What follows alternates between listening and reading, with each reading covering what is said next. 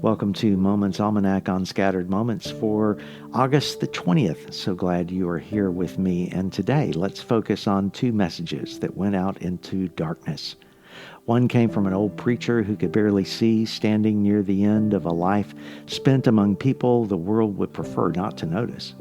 And the other was bolted to the side of a spacecraft and launched toward the stars its markers would never reach.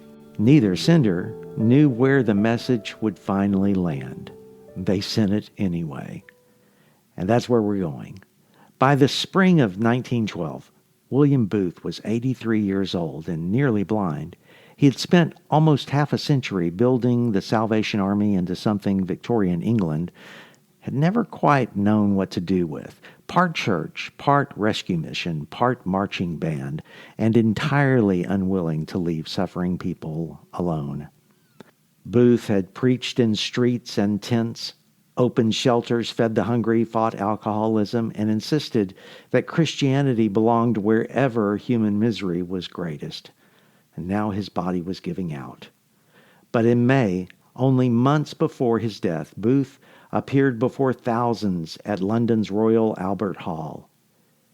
It would become his final and greatest public address. He spoke about people still trapped in poverty, addiction, exploitation, and despair. Again and again, came to the same promise. While people suffer, I'll fight. It sounded less like a speech and more like an old soldier refusing to surrender his post. 3 months later, on August 20th, 1912, William Booth died at his home in Hadley Wood. An estimated 150,000 people filed past his coffin. At his memorial service sat politicians, civic leaders, Salvation Army officers, and Queen Mary. But Booth had spent his life preaching to people who would never sit beside a queen. His message had always been aimed toward the edges. Now travel 65 years forward. On August 20th, 1977, Voyager 2 rose from Cape Canaveral aboard a Titan Centaur rocket. Its mission would eventually take it past Jupiter and Saturn and make it the only spacecraft ever to visit places like Neptune. But attached to Voyager was something unnecessary for navigation. A golden record. On it were greetings in 55 languages, sounds from the earth, a human heartbeat, music ranging from Bach and Chuck Berry, and of course instructions explaining how the record might be played. It was a message addressed to nobody in particular, or perhaps to everybody.